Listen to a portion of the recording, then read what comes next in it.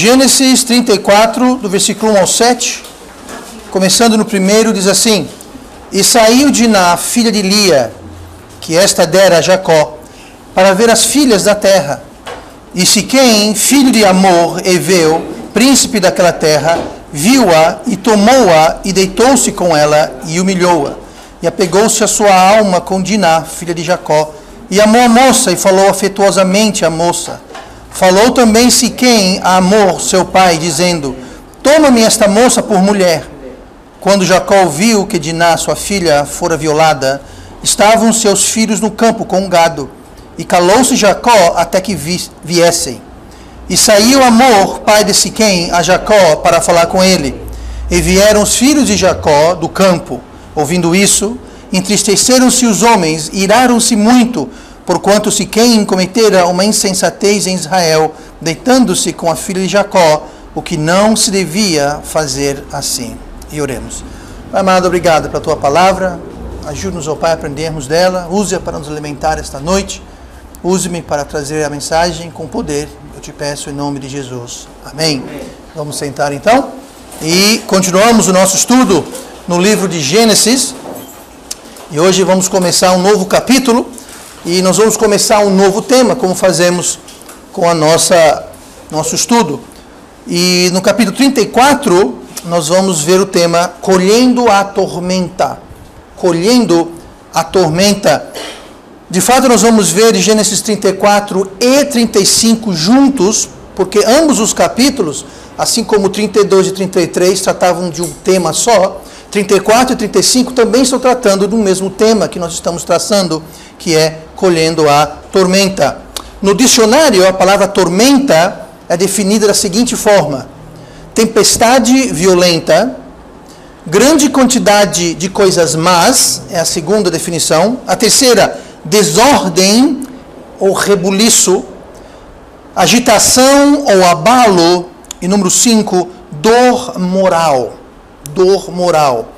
E essas definições de tormenta é interessante porque ela vai desde um episódio climático, um grande vento, uma tempestade, como também vem na questão de trazer tormenta no sentido figurativo, no sentido ilustrativo. Precisa ter uma tormenta, de ter agitação, rebuliço, desordem, coisas ruins acontecendo na vida da pessoa.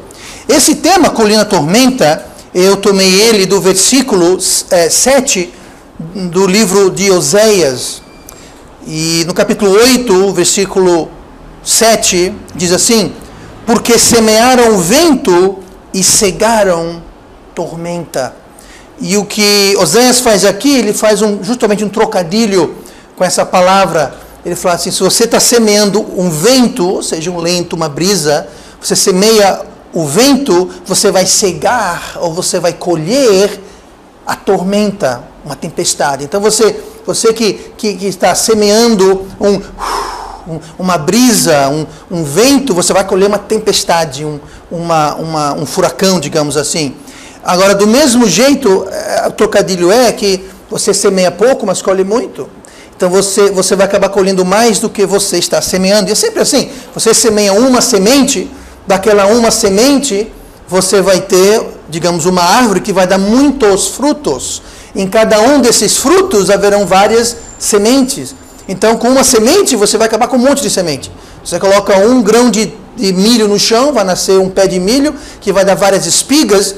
E eu, certa vez, não que eu contei, mas eu li que cada espiga tem um número certo de milhos. Sabiam disso? Cada espiga tem um número X de milhos, de grãos. Pois é, então naquele um grão você vai ter um pé de milho que vai dar muitas espigas, e cada espigas vão lhe dar dezenas de milhos. Então você semeia o vento, você colhe a tormenta. E isso é muito importante, esse princípio em nossas vidas. Nós não podemos deixar de lembrar de outro versículo muito parecido com isso no princípio, de Gálatas 6, versículo 7, que diz assim: Não erreis, Deus não se deixa escarnecer, porque tudo o que o homem semear, isso também ceifará. Então esse é o princípio que é verdadeiro, um princípio doloroso, um princípio de plantar e colher. Ele é real, ele é infalível. Você não vai colher o que você não plantou. É impossível. Se você quer na sua vida certas coisas, nós temos que estar ocupados plantando aquelas coisas para poder colher daquelas coisas. Então é real, ele é infalível, mas há um outro princípio que é tão real, tão infalível e também doloroso, e esse princípio é esse que nós vimos aqui na vida de Jacó. Aqui nós vemos Jacó, que aliás agora é chamado de Israel, ele foi renomeado por Deus, de Jacó para Israel, mas vamos continuar chamando de Jacó, porque a Bíblia ainda o chama de Jacó, ora Israel, mas Jacó aqui, ele está de fato colhendo uma tormenta. Como Jacó, nossas vidas também poderão passar por isso. Nós podemos sim vir a colher a tormenta. Como? Bom, se a gente semear o vento, nós vamos colher o quê? A tormenta. Então nós temos que ter cuidado. E é outro princípio que nós temos nisso, nós temos aqui o princípio de plantar e colher, mas temos outro princípio parecido com ele, que Jesus falou sobre ele lá em Lucas, capítulo 12, versículo 28, e esse é um princípio que eu vou começar a falar essa noite. Lucas 12, 48 diz assim: mas o que a não soube e fez coisas dignas de açoites, com poucos açoites será castigado.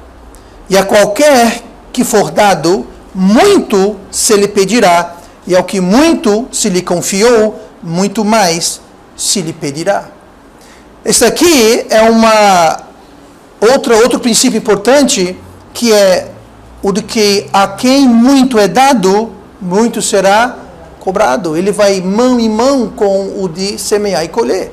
A quem muito é dado, muito será cobrado. Se Deus deu para você 1 grão de milho, mas Deus deu para outra pessoa 10 grãos de milho, ele vai esperar que a pessoa que recebeu 10 grãos de milho dê mais fruto, dê mais milho do que aquela pessoa que foi dada apenas 1 grão de milho.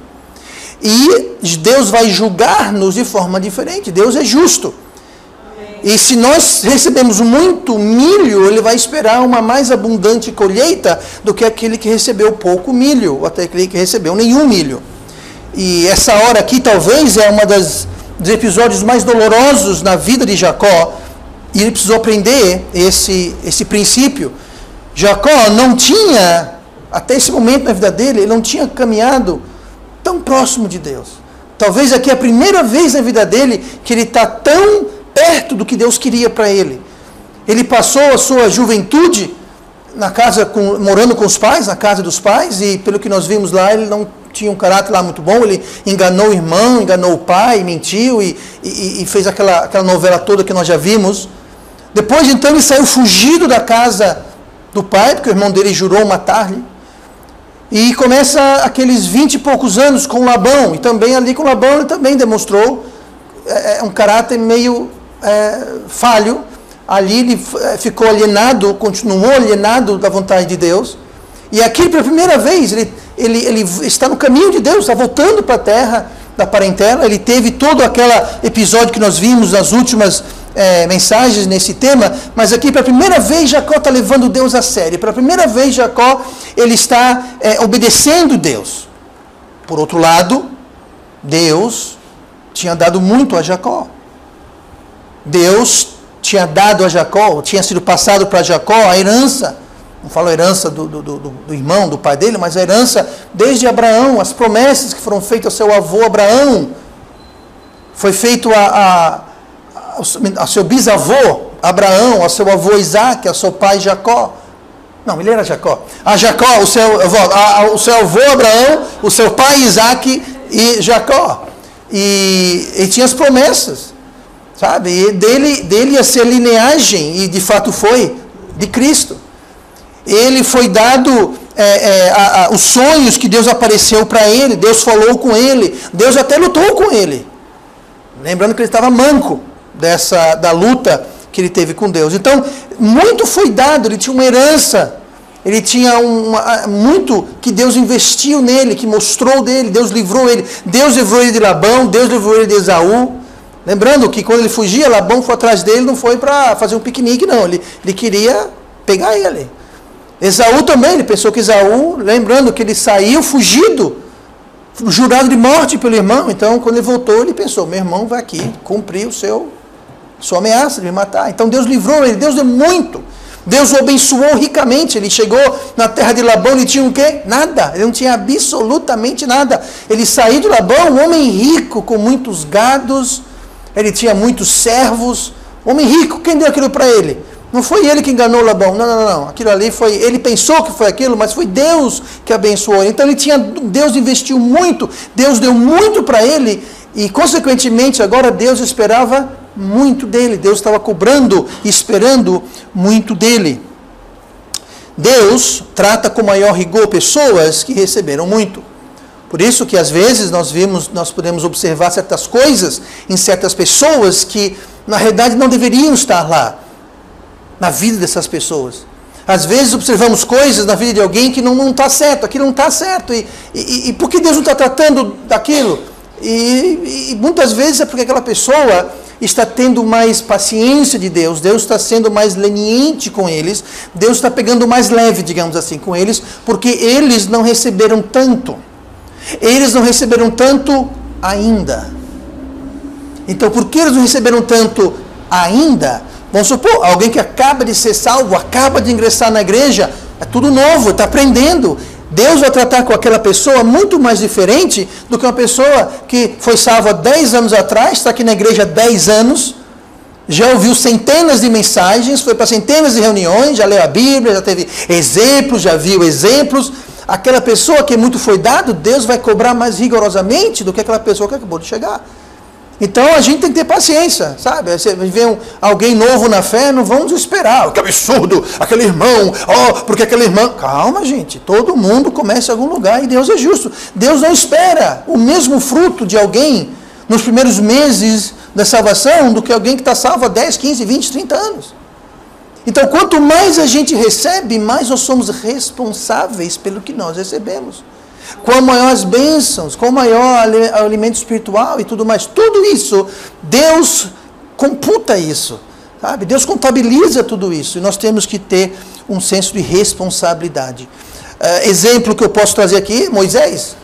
Não tratamos dele em Gênesis, vamos tratar alguns capítulos mais adiante, mas veja Moisés. Moisés, ele estavam quase entrando na Terra Prometida, não faltava muito. Passaram-se 40 anos no deserto, toda aquela aflição no Egito, da escravidão, e daquela confusão toda com o faraó, e as pragas do Egito, e o Mar Vermelho, e o maná, tudo aquilo passou. Aí quando está prestes de entrar, Deus fala, você não vai entrar. Por quê? Porque Deus falou para ele falar para a rocha, para sair água. E ele falou para a rocha, e com o seu cajado ele bateu na rocha. Eu não vou entrar no porquê isso é tão importante, porque isso tem um significado muito mais profundo do que aparenta no momento, não vem ao caso, mas porque ele desobedeceu a Deus? Deus falou, fale com a rocha, e ele não só falou, mas bateu com a rocha. Deus falou, por causa disso, Moisés, você vai ver, está bem ali a Terra Prometida, mas você não vai entrar. Mas Deus, como Deus é rígido, como Deus faz uma coisa dessa? Logo Moisés, o grande Moisés, que fez tudo isso por Deus, liderou aquele povo todo, e fez, como que Deus podia fazer isso? Só porque ele bateu na rocha. Mas esse mesmo Moisés subiu na montanha, no Monte Sinai, e ele esteve na presença de Deus. Ele viu a presença do Senhor, ele viu as tábuas serem escritas com o dedo de Deus. O rosto dele ficava resplandecente da presença do Senhor, que ele teve que cobrir o seu rosto, de tão grande era a glória que ele brilhava. Deus falava com ele, tratava com ele, Deus usou ele, ele recebeu muito, e Deus foi muitíssimo mais rigoroso com Moisés do que com qualquer outra pessoa. Por um simples ato de desobediência, para gente simples, mas dentro do pano de fundo, dentro do contexto de Moisés, que era tão íntimo de Deus, recebeu tanto de Deus, aquilo foi um grande agravo, ao ponto que Deus falou, você não vai entrar na Terra Prometida. Então entenda, que muito é dado, muito será cobrado, e foi justamente aqui que está acontecendo com Jacó. Ele estava colhendo a tormenta. Estava acontecendo coisas aqui na vida dele que era resultado dele ter plantado e dele ter recebido muito de Deus. Deus é justo e Deus sabe os nossos corações. Mas esse princípio, nesse episódio, nós podemos ver isso na vida de Jacó. A quem muito é dado, muito é cobrado. Agora, Gálatas 6, versículo 7, eu li agora há pouco, não erreis, Deus não se deixe escarnecer, porque tudo que o homem semear, isso também se fará. O segundo princípio é que tudo que plantamos vamos colher. Agora, esse princípio nós já sabemos. Agora, o que eu quero enfatizar aqui é a palavra tudo, no versículo 7 de Gálatas 6. Porque tudo o que o homem semear, isso também se fará. Não está dizendo muito do que ele plantar, não está dizendo a maioria do que ele plantar, não está dizendo uma parte do que ele plantar, está dizendo tudo. Tudo, tudo. Plantou, vai colher. Não tem uma coisa que eu vou plantar que eu não vou colher. Não. Tudo que você plantar, você vai colher. Não, essa colheita não falha. Esse solo é fértil. O que você plantar, você vai colher. Eu sei que lá em casa eu já plantei limão, até hoje eu não colhi um limão. Já plantei laranja, não colhi laranja. Plantei graviola, mandei fuzilar o pé, porque não dá jeito. Nem tudo que eu planto, eu colho. Mas aqui, ó, esse princípio aqui, plantou, colheu. Saiu na chuva, vai se molhar. Tudo, tá? Vou ler de novo. Porque tudo o que o homem semear, isso também se fará. Eu queria que fosse assim em termos de agrícola, né? Mas não é. Agora, espiritualmente é. Espiritualmente, tudo, T-U-D-O, tudo você vai colher. Eu vou colher, nós vamos colher. E é aqui que eu quero chegar na lição principal de hoje. Essa realidade triste, mas nós temos que estar cientes dela. O fato, preste bem atenção, o fato de Jacó ter se acertado com Deus, ele está acertado com Deus, ele lutou com Deus, ele foi empoderado. Nós vimos as mensagens recentes que agora é um homem transformado, ele mudou, ganhou um novo nome, ele não é mais medroso, ele é corajoso, ele não é fraco, ele é forte, ele está agindo com sabedoria, ele estava seguindo Deus, ele foi transformado, ele se acertou com Deus, ele está rumo ao caminho que Deus tem para ele. Mas o fato que Jacó se acertou com Deus não quer dizer que ele vai deixar de colher. Preste bem atenção. Ele aqui, acabou o capítulo 32 e 33, ele está a primeira vez na vida dele acertado com Deus, está usando sabedoria, ele está usando de coragem, ele está usando de tudo, ele está uma nova criatura, transformou, Deus transformou ele. Está acertado com Deus. Primeira vez está ali, ó, no caminho correto. Mas mesmo assim, ele está o quê? O que nós vimos aqui? Ele está colhendo a tormenta. Por quê? Ele plantou. E o fato que você ou eu nos ajeitamos com Deus, o fato que a gente se acerta com Deus, não quer dizer que o que a gente plantou vai deixar de ser colhido. Por isso que nós temos que ter cuidado com o que nós vamos plantar. Porque a Bíblia diz que tudo o que a gente semear, nós vamos colher. Muita gente pensa que planta coisas más, comete erro e tal e coisa, aí se acerta com Deus e prontinho, tudo aquilo ficou para trás, agora não tem que preocupar com mais nada, agora tudo vai ser uma maravilha na minha vida. Pergunta isso para Jacó. Ele acabou de se acertar com Deus, ele acaba de ser um episódio em que ele se acerta com Deus, ele faz as pazes com Deus, ele toma o rumo que Deus quer, e uma tormenta dessa, uma bomba dessa na vida dele. Uma tragédia dessa na vida dele. E tem mais, a gente só lê até o versículo 7. Leia mais adiante, a coisa se complica muito mais. Tormenta, ele está colhendo a tormenta. E mesmo assim, depois de ter feito aquilo que ele fez em se acertando com Deus. Ó, essa tormenta aqui é o seguinte, gente. Se a gente lê essa história direitinho, ele está colhendo a tormenta pelo fato de que não teria sido menos tormenta, mas no caso aqui, Diná, sua filha, ela não foi forçada, gente. Aqui não estamos falando de um caso do estupro. Aqui, ó, vamos ler de novo aqui, olha, versículo 1, Gênesis 34. E saiu Diná, ela saiu, filha de Lia, que esta dera a Jacó, para ver as filhas da terra. E Siquém, filho de Amor, Eveu, príncipe daquela terra, viu-a, tomou-a, deitou-se com ela e humilhou-a. E apegou-se a sua alma com Diná, filha de Jacó, e amou a moça, e falou, blá, blá, blá, blá, blá. Veja bem aqui. Aqui não tem nada indicando que ela foi forçada, que ela foi coagida, que ela foi abduzida, nada disso. Agora, se isso torna a coisa mais séria ou menos séria, eu não sei, mas foi uma tragédia. Mas note aqui que foi uma tormenta. Pelo contrário, indica que houve, pelo que nós sabemos, total conivência da parte da filha dele. Então vamos ver aqui, baseando-se nesse episódio, o que foi que Jacó havia plantado. Porque tudo que a gente planta, a gente vai colher.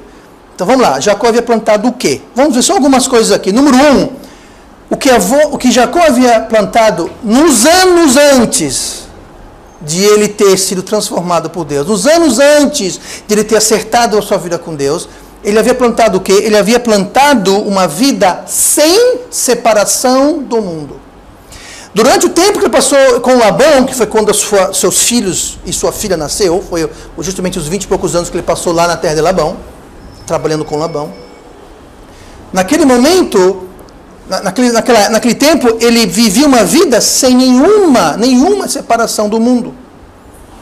Diná, ela foi além do que ela planejava. Por quê? Porque ela não tinha esse senso, ela não aprendeu o princípio de separação do mundo. Versículo 1 de novo. E saiu Diná, filha de Lia, que esta dera a Jacó, para ver as filhas da terra. Ou seja, ela saiu para conhecer as meninas, as jovens do mundo. Veja bem, ela não estava atrás procurando um Siquém da vida. Ela não estava atrás de um príncipe. Ela saiu para conhecer as outras jovens.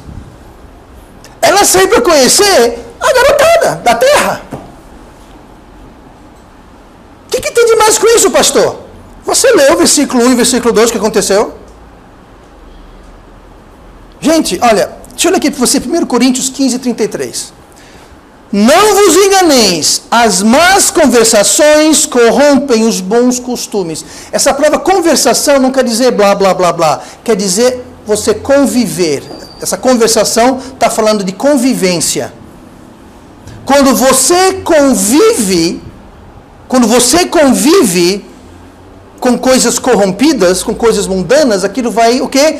Vai corromper os bons costumes. Você anda com morcego, você vai dormir de ponta cabeça, seu passarinho. Se a gente não vive e ensina nossos filhos sobre a separação das coisas do mundo, o que vai acontecer é que eles vão ser corrompidos. Mais uma vez, não vos enganeis, as más conversações, convivência, as más conversações corrompem os bons costumes. Ela não foi atrás de nenhum príncipe, ela não foi atrás de um namorado, ela não foi atrás de ninguém. Ela foi para ver a garotada. Só que a garotada era do mundo. E sabe quem estava no meio da garotada? Esse príncipe. Diná nunca viu ou aprendeu do pai sobre separação do mundo. Diná nunca foi ensinada, nem em palavra, nem por exemplo. Ela nunca observou na casa dela nada que indicava que havia um problema na convivência com o mundo. Se o ex-presidente fala assim, por que eu não posso falar assim, companheiros? Entenda. Ela nunca aprendeu a importância da separação. Então, para ela, nada mais natural.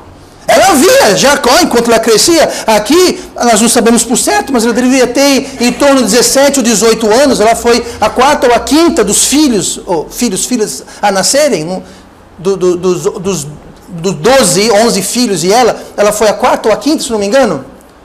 Então ela deveria ter, imagina, 17, 18 anos, e enquanto ela crescia, ela via o pai dela saindo, se misturava com as pessoas do mundo, porque aquele tempo que Jacó viveu com Labão, ele não tinha separação do mundo, ele não tinha nada a ver com Deus, ele vivia longe de Deus, uma vida mundana, uma vida errada, e ela cresceu vendo isso. Então para ela, nada demais. Nós saímos de lá, agora estamos cá, lugar novo, eu vou sair e fazer como o papai fazia. Ele ia conversar com as pessoas do mundo, pois eu vou também conversar com as pessoas do mundo, com as outras jovens, saber como é que elas fazem aqui, com a última moda, etc e tal.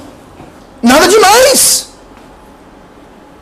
Nunca foi ensinada, nunca foi alertada. nada. Nunca aprendeu sobre a importância de separação do mundo. Qual foi o resultado? O versículo 12 é o resultado. Consequentemente, lá vai ela no meio do mundão. Enquanto estava lá, em um versículo, a casa cai.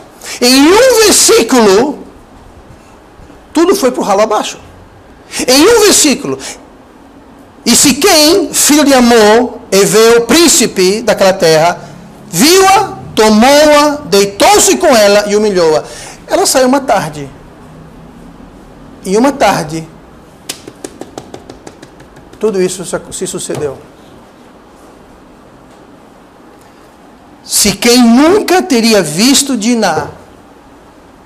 Siquém nunca teria tomado-a, deitado-se com ela, ou humilhado-a, se Diná não tivesse saído para ir ter com as filhas da terra.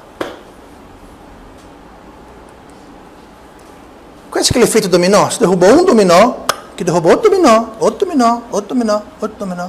Esse primeiro dominó não parece ser muito sério. Esse primeiro dominó, pastor, isso é besteira, pastor.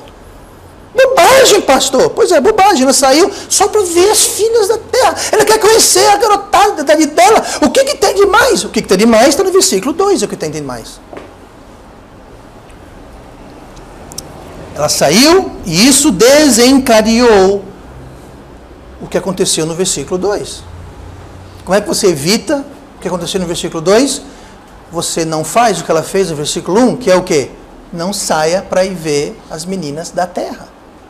Não vai ter com as pessoas do mundo. Você anda com as pessoas do mundo, você está semeando o vento. Sabe o que você vai colher? Você vai colher a tormenta. Você vai colher a tormenta. Muitos pais e muitas mães passam por essa mesma tormenta aqui. Pais e mães vivem sem nunca ensinar aos seus filhos e suas filhas sobre uma vida separada do mundo.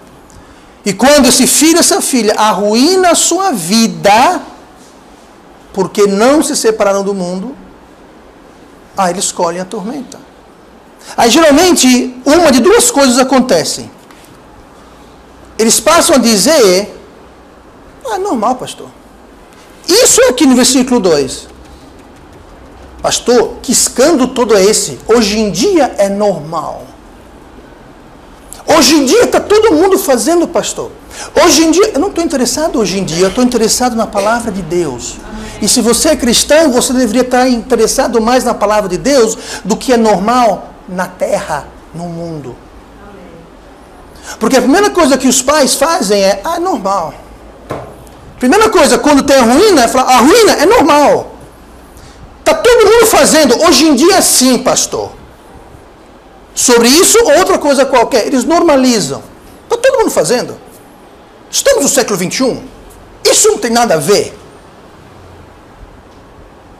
Quando seus filhos, suas filhas começam a andar e se vestir e falar e se ajeitar igual ao mundo, pastor, isso é bobagem. Eu sei, é só um vento, né? Pastor, só um vento. Só uma brisa, né? Só uma brisa. Gente, quem planta o vento colhe o quê? A tormenta. A tormenta.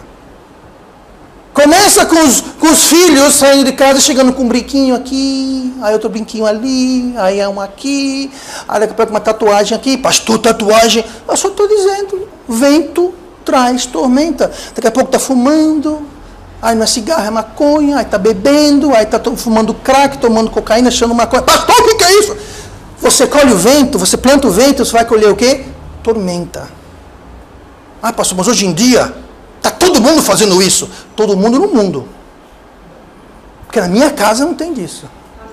Na minha casa não tem disso. Mas o mundo tem. Então você normaliza. O mundo virou uma norma. Ou a segunda coisa que eles fazem é fazer de seus filhos, suas filhas, as vítimas. Coitadinho do meu filho, coitadinho da minha filha. Ela é uma vítima, ela é uma vítima dos pais que tem. Desculpe falar. Diná aqui nunca aprendeu sobre separação do mundo, porque ela nunca foi ensinado isso em casa. Diga uma coisa, onde que Diná ia aprender a importância de separação do mundo? Aonde? Onde você acha que os nossos filhos vão aprender os princípios bíblicos? Aonde? Na internet? Dificilmente. Na rua, no colégio, na escola, na faculdade, elas vão aprender esses princípios de plantar e colher. A quem muito é dado, muito será cobrado. Tudo isso e outros tantos princípios, eles vão aprender, eles devem aprender na igreja, sim, mas principalmente em casa. Adianta, a pessoa vem para a igreja, o jovem vem para a igreja, vê o pastor ensinando um monte de maravilha, chega em casa, os pais fazem tudo ao contrário. Em efeito, os pais estão desensinando o que aprenderam na igreja.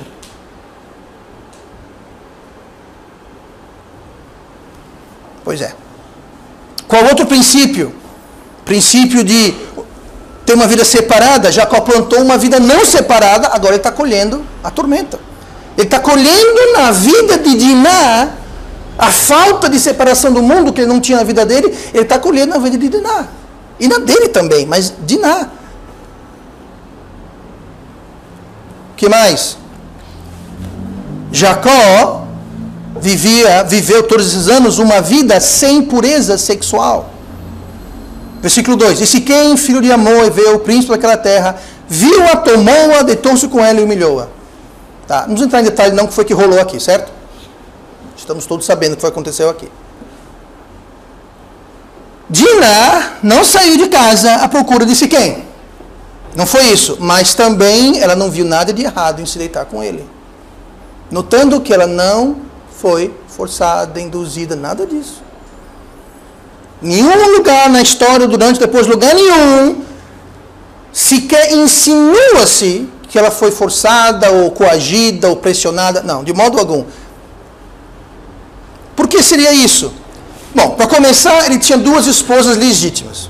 O pai dele tinha 2 esposas? Não. O avô dele, Abraão, tinha 2 esposas? Não. Tá, então ele está com 2 esposas. Por quê? Porque Deus deu para ele Lia, mas ele queria Rebeca. Então, tudo bem, vou casar com as 2. Já começou por aí. Mas não parou por aí. Além das suas legítimas esposas, ele tinha Zilpa e Bila, ou Bilá.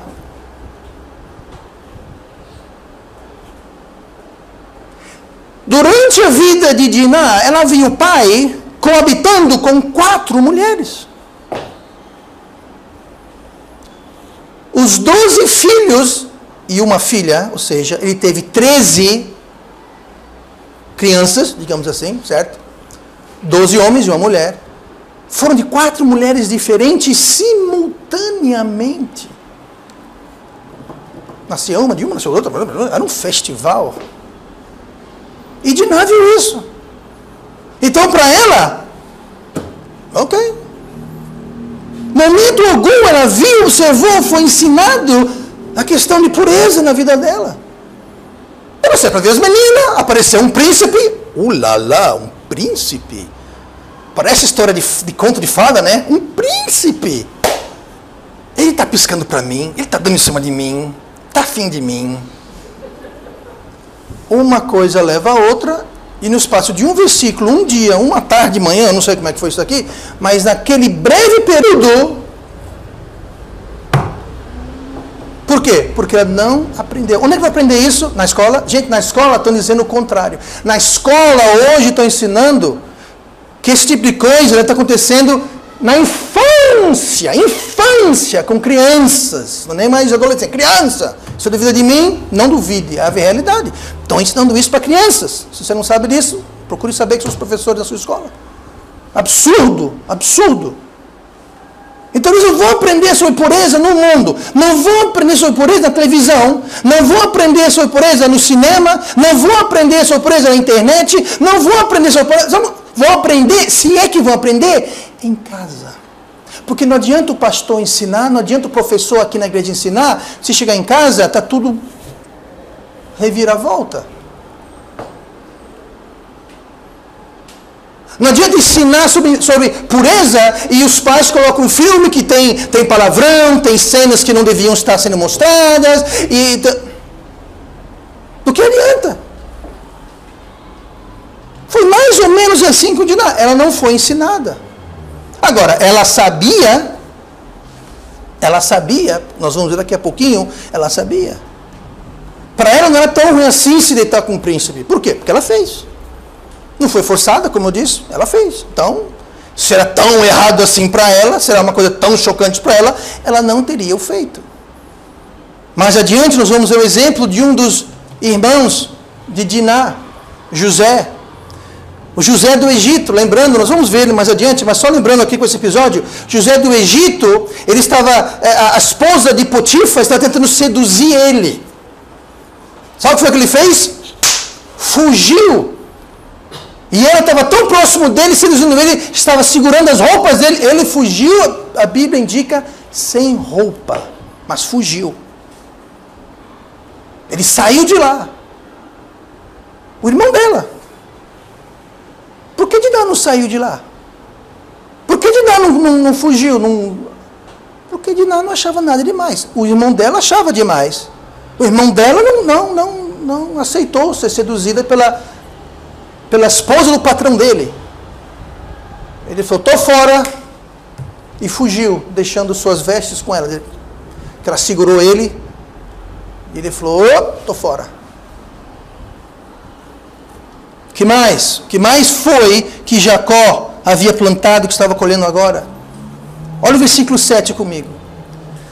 E vieram os filhos de Jacó do campo, ou seja, os irmãos dela.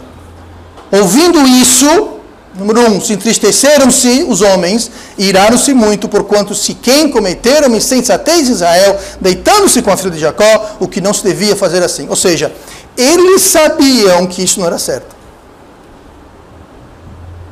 Eles sabiam. Por quê? Ficaram tristes. Eles não disseram, bobagem. Ficaram tristes. Número 2, iraram-se. Tristes e bravos. E disseram que aquilo era insensatez. Agora, se eles sabiam, é porque a gente vê aí que existia, antes, quando Jacó era o antigo Jacó, havia 2 pesos e 2 medidas. Sim, era errado, mas o pai dele fazia. E quando existe 2 pesos e 2 medidas, eu te garanto que a medida mais leve vai ser levada em conta. De todo modo, o que foi que ele plantou? Ele plantou uma vida sem o temor de Deus. Ele passou aqueles 20 e tantos anos, e antes disso, em ponto algum, momento algum, a gente vê ele demonstrando o temor do Senhor. Consequentemente, Diná crescendo, agora uma jovem, 17, 18 anos, não tinha aprendido o temor do Senhor, porque ela não tinha observado o temor do Senhor na vida do pai dela. E consequentemente aqui, ela não via nada demais, não temia as consequências, porque até esse ponto aqui, Jacó não vivia no temor do Senhor. Nós vimos isso. Resumindo, mesmo depois dos melhoramentos na vida de Jacó, mesmo assim, ele precisou colher o que ele havia plantado. Pastor, mas isso é horrível. Eu sei. Mas Deus pode sim nos poupar em parte ou em tudo do que deveríamos colher. Deus pode poupar em parte ou poupar tudo do que nós deveríamos, por direito, precisar colher. Se não fosse pela misericórdia de Deus. A misericórdia de Deus é justamente isso. É quando Deus nos poupa do que nós deveríamos, das consequências dos nossos atos. A graça é quando Deus nos dá alguma coisa que a gente não merece. Misericórdia é quando Deus nos poupa daquilo que a gente merece. Mas para que haja misericórdia, precisa ser do quê? Confessar, deixar e restituição, se for possível. Restituir, se for possível. Se der, porque às vezes não dá para consertar o dano. Tem coisa que não dá para você desfazer. E se é alguma coisa que não tem como desfazer, a gente pode até diminuir a consequência, mas a consequência vai ficar lá. Por isso que é tão importante a restituição. Que se você confessar, deixar e restituir, o buraco no seu barco, aqui, o Márcio entende de buraco no barco, né, Márcio? Está lá remando, a água entrando, o cara fica pesado, vai afundando, e afundando, e afundando, pois é. Mas se a gente confessar, deixar e restituir, a gente pode fechar completamente. Agora, se só confessar e deixar, achará misericórdia. Fica um buraco menor, que é melhor do que um buraco maior. Mas para fechar, tem que restituir. Sabe como faziam na lei de Israel? Sabe como é que era quem roubava? Quem for pego roubando, vai receber 2 tapinhas na mão. Não faça mais isso. Era assim? Não. Você vai ter que devolver o que roubou. E acrescentar 20%. No Brasil não é assim, não. No Brasil rouba, é pego. Quando prova que roubou, passa 2 dias na cadeia, solta e vai para casa aproveitar os furtos do seu trabalho. Não é assim? Pois é. A lei do homem pode ser assim, mas na lei de Deus... Não. Você tem que restituir. Aí que está você para a pessoa e pedir perdão. Perdão, irmão. Eu chamei você de feio. Tudo bem, você é, mas não devia ter chamado. Entendeu? Isso que é restituição. Deus, eu chamei o Vaninho de feio. Deus, eu confesso que eu errei. Eu não vou chamar mais. Aí eu vou pro Vaninho e falo, desculpa aí, você me perdoa, eu chamei você de feio. Você realmente é feio, mas eu não deveria ter chamado você de feio. Restituição. Já pensou se toda fofoca, Deus, eu fofoquei, me perdoa, não vou fofocar mais. Deus fala, pode ir lá. Fala, irmão, Márcio, eu fofoquei. Fofoquei do irmão. Entendeu? E isso é para fechar o buraco completamente. Agora eu pergunto, e quando você não pode? Bom, aí você vai ficar com... Você pode fechar parte. E existem coisas que a gente não pode restituir. Digamos que o irmão João ele tem um jarro em casa que foi da tataravó dele. Lá da época do Lampião. É um vaso que ela ganhou do Lampião, está lá. Está na família, é um tesouro da família dele. É uma coisa sentimental, uma coisa da família. Aí eu vou lá, eu pego sem ele ver, para mostrar para alguém, e puf, cai no chão, quebra. Ele não sabe que fui eu. Bom, ele não sabe que fui eu. Buraco. Seu caiaque está com um buraco desse tamanho. Você confessa para Deus, não faz mais isso, mas tem que ir lá. Você tem como dar um jarro daqueles e volta para o irmão? Você pode fazer o possível, chegar o mais perto, mas não tem como restituir. Isso é um exemplo meio simplório, mas existem coisas que não dá para restituir, não dá para você. Sua situação mudou. Já que estamos falando aqui sobre pureza sexual, deixa eu jogar essa aqui. Casal, namorado, noivos. Estão fazendo o que não deve. Não vou entrar em detalhes, certo? Não param, aí casam. Ah, casamos! Está tudo resolvido. Acordei metade da igreja. Está tudo resolvido. Agora estamos casados, está aqui, ó. Casado, beleza. Ok. Como é que você vai confessar e deixar aquilo? Como eu vou deixar? Eu casei, não. Então, exatamente. Como é que você vai restituir aquilo? Porque você agora não está mais solteiro. Você não é mais namorado ou noivo. Você agora é casado. Como é que você vai fazer para deixar? Você pode até confessar, mas como é que você vai deixar aquilo? Você não tem como deixar porque não existe mais aquela situação na sua vida. Você agora é marido e mulher. Não tem como. Por isso que eu aconselho, e já aconselhei, pessoas que estão nessa situação, eu falo, confesse e deixe. Mas nós vamos casar. Espere até casar.